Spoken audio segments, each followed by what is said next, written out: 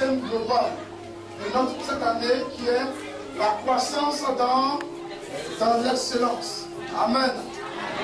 Alléluia. Et ce matin, nous voulons parler de l'économie dans le royaume des cieux. Dis avec moi, économie. Économie. Dans le royaume des cieux. Dans le royaume des cieux. Alors, fais l'effort de disposer de ton entendement pendant quelques minutes. Et je sais qu'à la fin de cette série d'enseignements, tu changeras de position financière. Amen. Beaucoup de défis à relever. Car il faut que tu puisses comprendre là où Dieu te veut, économiquement parlant, pour que tu puisses prospérer la gloire de son nom. Dans les fondements de notre réflexion, sur la base du thème de Daniel chapitre 2, qui nous parle de royaume. Le roi Nebuchadnezzar, autrefois, roi des rois, parce que étant établi en suprématie sur toutes les puissances de la terre, Babylone était une puissance en force, une puissance, je dirais même la plus grande puissance en son temps. Vous savez, les 7 merveilles que le monde compte, parmi ces 7 merveilles-là, il y avait une merveille qui était en Babylonie. Le jardin qui était suspendu. Dans les grottes, ils ont réussi à faire un jardin potager extraordinaire. Au bout, il était enregistré au nom de cette merveille que le monde comporte. Pour dire que Babylone était une puissance. Il dit, voilà, tu es Babylone, tu es roi de Babylone, la puissance mondiale. Mais Dieu t'annonce qu'un temps viendra où ton règne va prendre fin. Il dit, ah bon? Il dit, oui, juste après toi, viendra un autre royaume qui sera aussi puissant. Son règne va prendre fin. Après ce deuxième royaume, un troisième viendra, un quatrième, et ainsi de suite. Il dit, ah bon? Il dit, oui. Mais ce qui est impressionnant, il y aura un autre royaume qui, lui, va venir renverser tout le système des royaumes qui existaient auparavant et qui va s'imposer au monde, pas seulement au monde, mais à la terre tout entière. Roi, je te dis que le son que tu as fait, c'est vrai. Et l'explication est certaine. Il faut que tu arrives, il faut que ça entre dans tes pores, ça entre dans tes cellules, et dans les moyens des cellules, afin que tu comprennes que ce que nous faisons sur la terre, où nous sommes rassemblés, ce pourquoi nous allons à l'église, ce n'est pas une affaire de religiosité, mais c'est une affaire de royaume. Il faut que tu comprennes l'acceptes. Parce que tu vois, quand tu vas commencer à l'accepter, à le comprendre, l'accepter, et à commencer à vivre selon ce principe-là, ta vie ne peut pas être la même. C'est la pensée originale de Dieu. La pensée première du Seigneur. Ils ont reçu à comprendre que la vie dans laquelle nous sommes, c'est une affaire de royaume. Ceux qui l'ont compris et qui ont commencé à changer leur manière de concevoir la vie. Ils ont commencé à aligner leur comportement et leur vie sur les principes de ce que Dieu a préparé à donner à l'humanité. Tu ne peux pas rester le même. Parce qu'en fait, Dieu t'a conçu et t'a créé avec ce principe en toi. Il l'a enfoui au fond de toi-même. Et le diable est venu pour le touffer, le détruire, voire souvent même l'enlever en toi. Mais dès l'instant que tu comprends et que tu laisses cela rentrer en toi, il y a comme une renaissance de ces principes-là en toi qui vont booster ta personnalité. Tout ton être, ton esprit, ton âme et ton corps, tout en toi commence à bouger parce que quelque chose se passe à l'intérieur. Du coup, de prostituée que tu étais, tu montes à la rang des personnes dignes de la société. De dormir que tu étais, tu es libéré de la drogue et tu commences à opérer dans une dimension de gloire. De vol que tu étais, le vol ne t'était plus rien. Tu deviens source de bénédiction. Toute la famille va jurer par toi. Notre fils n'est pas encore arrivé, alors tu es le plus jeune. Parce qu'ils auront vu que Dieu a transformé ta vie.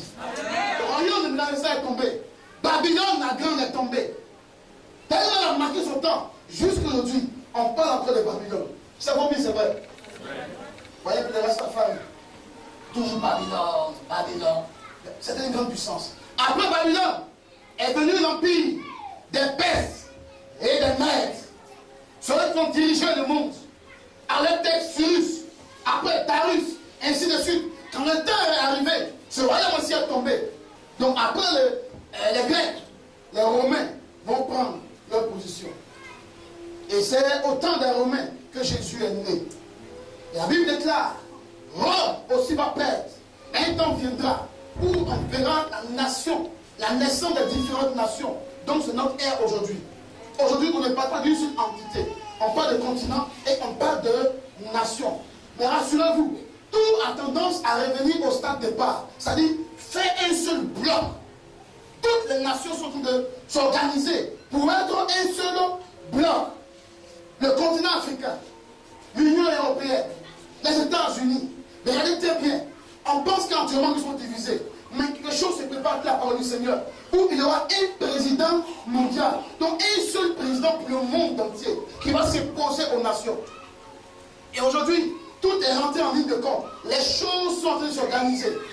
On voit les francs-maçons d'un côté qui s'organisent et qui disent aux religieux, le monde n'accepte nous.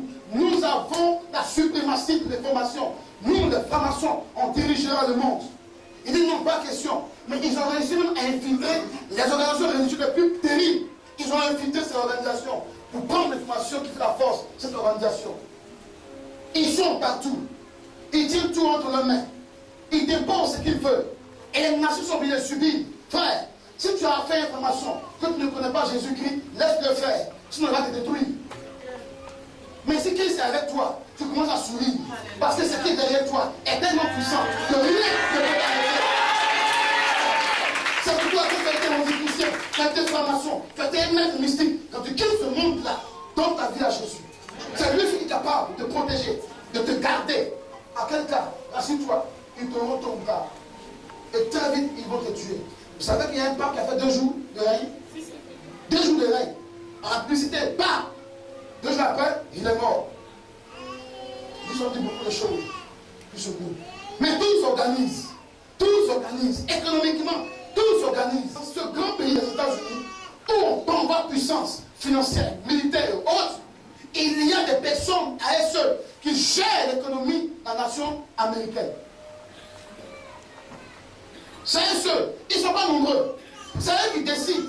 Et tous les présidents qui ont succédé sur le trône américain ont cherché à lutter contre ces personnes-là, mais jamais non plus le vaincre. Alors on dit non, il n'est pas normal que les billets que nous fabriquons soient sur le logo de telle organisation. Il faut changer la donnée. Quand il a fait ça, pendant qu'il était à un spectacle, il assistait à un ballet, ou bien je sais pas, à un théâtre, quelqu'un est sorti, il l'a abattu. Kennedy, en son temps, a dit non, il faut que les données changent. Kennedy aussi a été abattu. Quiconque se lève contre le système sera abattu. Fils américain, l'économie est entre leurs mains. Et ceux qui dictent les lois aux nations. Si les États-Unis est entre les mains de quelques personnes, pense à ton pauvre pays, à Côte d'Ivoire, Afrique de l'Ouest. Pense à ton Afrique. Écoute-moi très bien, nous ne parlons pas d'économie. Parce que toi et moi, on doit quitter la domination du monde. Et on quitter la dimension du royaume. Amen. Alléluia. Frères et sœurs, allons la parole du Seigneur. Dieu crée son royaume sur la terre. Rappelez-vous l'histoire. Genèse chapitre 1. Le projet de Dieu était de faire de la terre une partie de son royaume. À l'origine, au début, au commencement, au début même. À se comprendre? Je pense que c'est ce que nous, comme chacun puisse se comprendre. Au dire Amen. Au début, il n'y avait rien même là. Quand Dieu a créé la terre, il voulait de la terre une colonie, de lui, son royaume. Ça veut dire, tout ce qui se fait dans le ciel doit se faire sur la terre. La gloire qui est dans le ciel doit être sur la terre. Ta puissante armée qui est au ciel doit être sur la terre. Ta prospérité financière, l'économie bénie qui est au ciel doit être sur la terre. En un mot, le bonheur et le bénissement du ciel doit être sur la terre. Alors, quand il a commencé à créer la terre, il va par conséquent faire un duplicata. Copie, conforme, sur la terre. Tout était établi. Car Genèse dit, au commencement, Dieu créa les cieux et après la terre. Alors, Dieu prend le temps, selon Genèse chapitre 2, 1 et 2. Chapitre 1 et 2. Il prend le temps de mettre tout en ordre. Au chapitre 1, jusqu'au verset 31, il a tout créé. À partir du verset 2, il va présenter certains détails qui méritent qu'on prenne cela avec beaucoup de compréhension. Disons s'il vous plaît, Genèse chapitre 9. L'Éternel Dieu fit pousser du sort des arbres de toute espèce. Ok, oui. Agréable à voir et bon à manger. Et l'arbre de la vie au milieu du jardin. Ok. Et l'arbre de la connaissance du bien et du mal. Un fleuve sortait d'Éden pour arroser le jardin, Wow. et de là il se divisait en 4 bras. C'est ça. Le nom du premier était Pishon. Écoutez. C'est celui qui entoure tout le pays de Avila où se trouve l'or. L'or de ce pays est pur. Oh. On- Là où se trouve l'or, l'or de ce pays est pur. On continue. Écoutez ce qu'il dit encore. On y trouve aussi le lion et la pierre d'Onyx. La pierre d'onyx. Le nom du second fleuve est Guillaume. C'est celui qui entoure tout le pays de Gush. Oui. Le nom du troisième est Beker. Oui. C'est celui qui coule à l'orient de la Syrie. Oui. Le quatrième fleuve, c'est l'Euphrate. Oui. L'Éternel Dieu prit l'homme et le plaça dans le jardin d'Éden pour le cultiver et pour le garder. Amen. On va arrêter là. Regardez un peu ce que Dieu fait.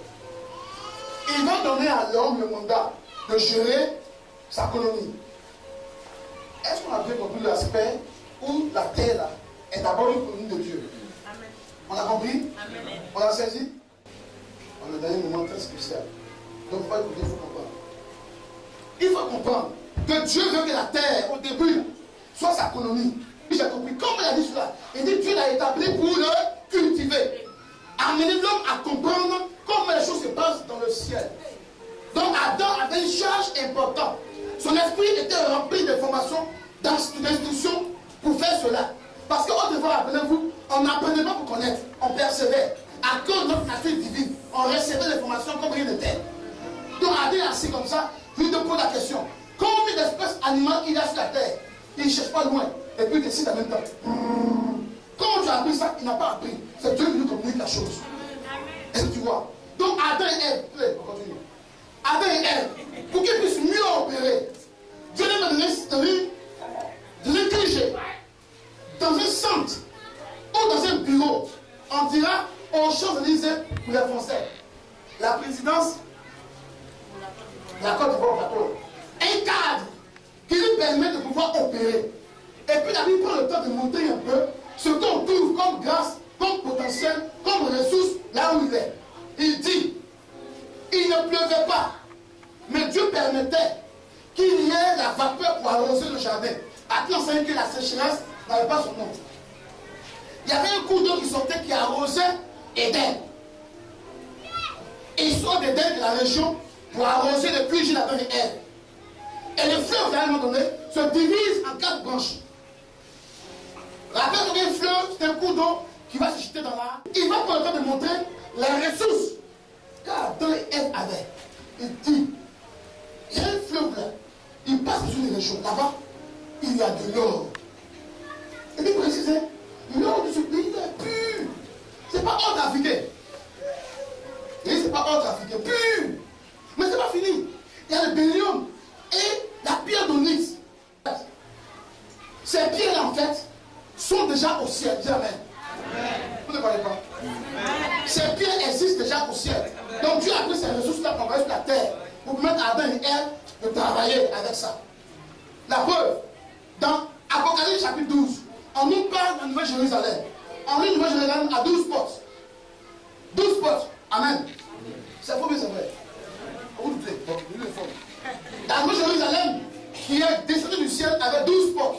Et chaque porte avait pour portail, ou bien pour fermeture, une pierre précieuse. Vous allez le nommer, on parlera de l'or, on parlera de l'onyx, on parlera du bélénium. Et d'autres pierres qui ne sont même pas nommées dans la Bible, qui sont au ciel. Vous dites quoi? Si ça descend du ciel, si ça vient du ciel sur la terre. Donc Adam et Ève avaient les ressources énergétiques, minérales, pour faire le travail correctement. Ils avaient les ressources halieutiques. C'est combien c'est vrai? Dieu lui dit, poisson, crabe, écrevisse, tout ce qu'on trouve dans l'eau, il faut gérer ça. Ils avaient encore les ressources astrales. Et tout ce qui vole dans les airs domine dessus. Soit le maître, contrôle tout. Donc ils avaient beaucoup de ressources qu'ils devaient gérer, qu'ils devaient partager, qu'ils devaient distribuer aux 7 milliards d'habitants que nous sommes aujourd'hui. Est-ce que tu comprends? Adam enseigne que les 7 milliards d'habitants, personne n'en aura plus que l'autre. Mais nous, on a assis là. Il y en a qui n'ont pas d'aide. Quand il joue proche, on l'a assis là ce matin. C'est pas la foi qu'il est venu au culte. Il est venu au culte par la foi. Il a pris bagarre par la foi. Et il a ici par la foi, il va retourner par la foi. Pour lui, ces ressources-là, on dira, sont devenues rares. C'est faux.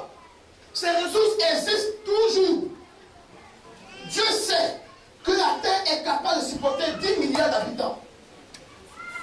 Et les 10 milliards d'habitants ne vont jamais faire changer la position de la terre. Dieu est ça, il a tout préparé. Il y a suffisamment d'or dans la terre. Il y a suffisamment de minerais dans le sol. Il y a suffisamment de pétrole dans le sol. C'est en crise de Côte d'Ivoire quand on dit que Côte d'Ivoire a découvert, au large du Grand Bassin a découvert le pétrole. Non, le pétrole bleu. On dit que c'est une qualité de pétrole vraiment excellente.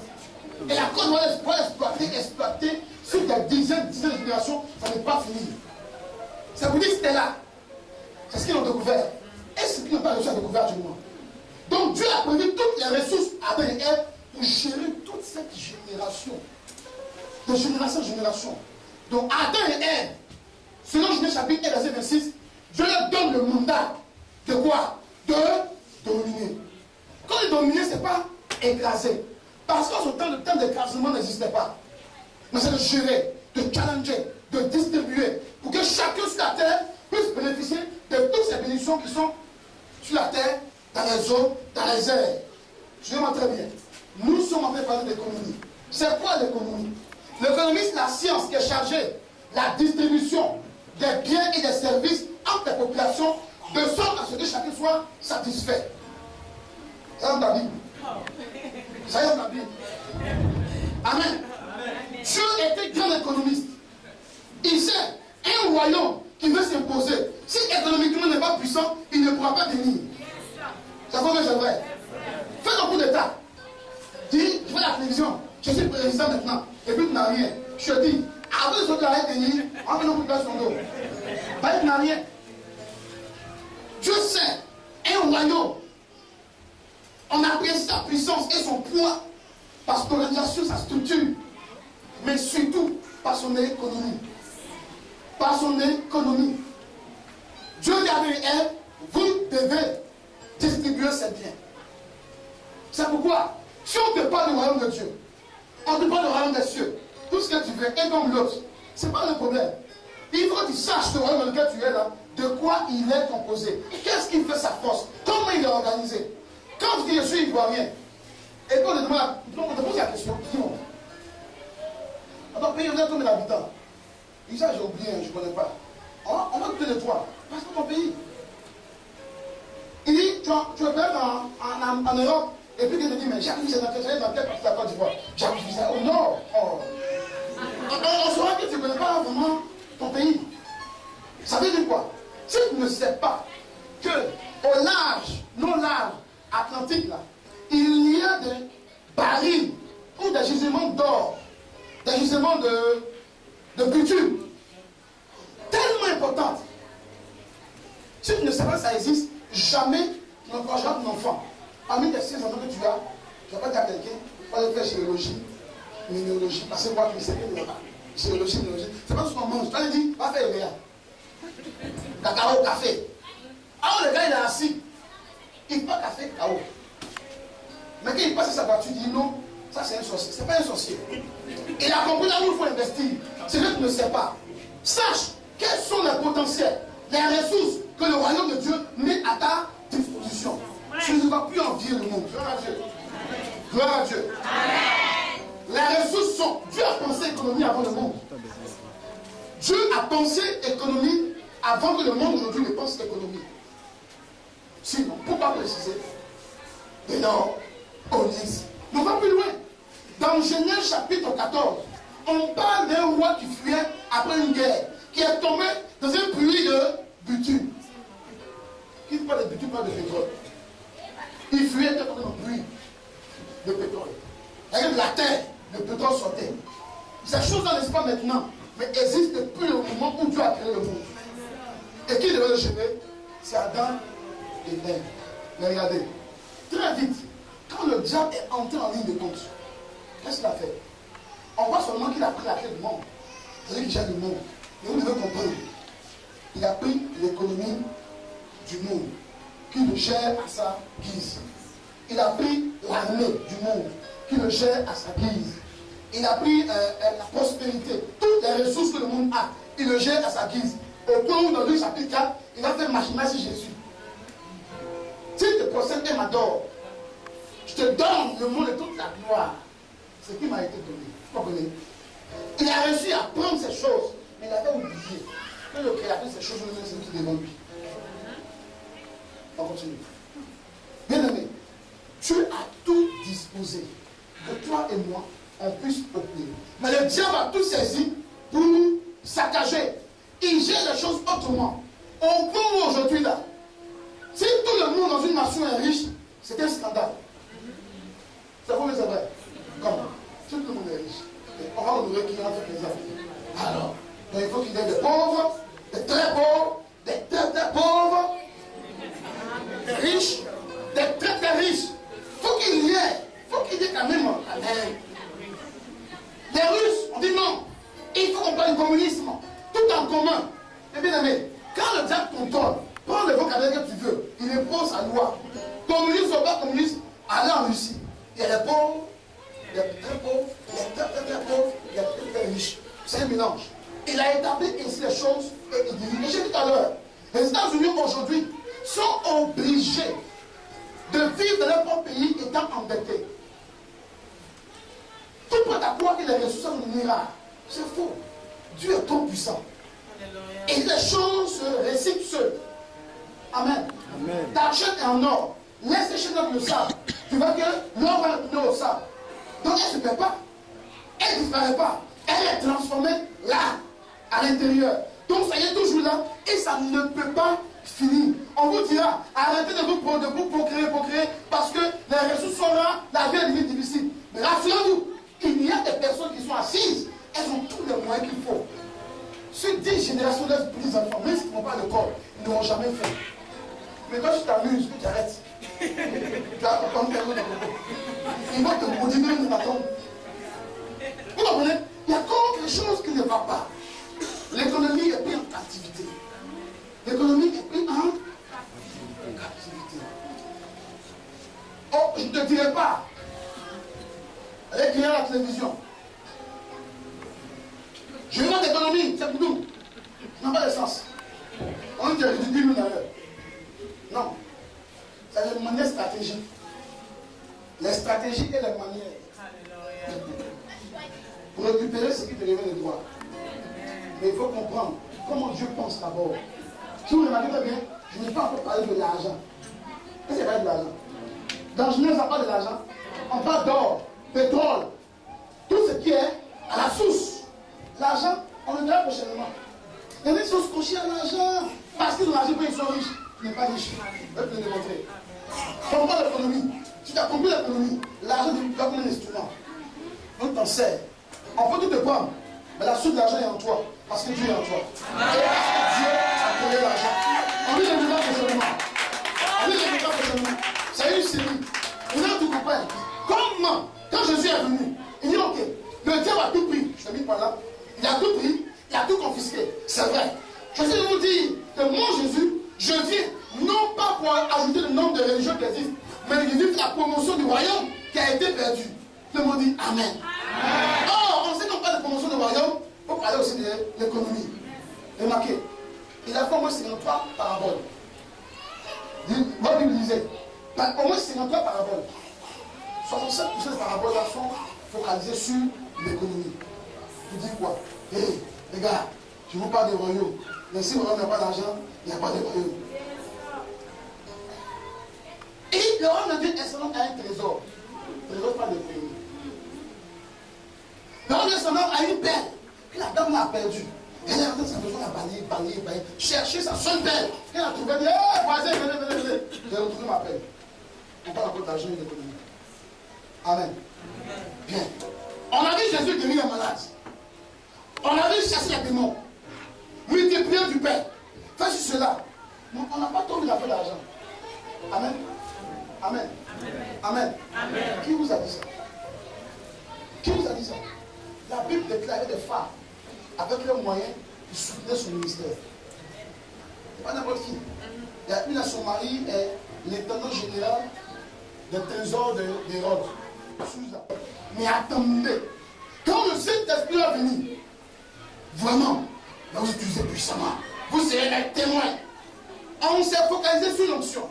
On s'est focalisé sur chasser des démons. Guérir les malades. Mais lorsqu'on va se répandre parmi les autorités, on a honte. Pourquoi? Parce qu'il y a mis son pied comme ça. Il a pris sa phase. Oh, c'est parce que la chaussure est déchirée. Il a poussé. Il a mis ça comme ça. On dit, c'est qu'il doit faire. Il doit faire, il casse. Il dit aux disciples, vous recevez le Saint-Esprit. Quand il est venu, remarquez très bien quelque chose. Quand le Saint-Esprit est venu, ils étaient 120. Une seule prédication. Ils sont devenus 3120. Le premier souci que le Saint-Esprit devait gérer était le problème économique. Le problème économique. Pourquoi il devait le gérer? Parce qu'à l'origine, le rôle qu'il faisait avec Adam et Ève, c'est de les aider à répartir l'économie, l'argent, les ressources, normalement. Mais ils ont perdu cela. Donc quand il est revenu, cette mission économique-là, il ne l'a pas perdue. Remarquez très bien, Actes chapitre 4, la Bible dit, le nombre de ceux qui donnaient la vie à Jésus-Christ était d'un cœur et d'une seule âme. Le besoin était, l'onction est là, c'est vrai. Dieu guérit, c'est vrai. La joie est là, c'est vrai. La paix est là, c'est vrai.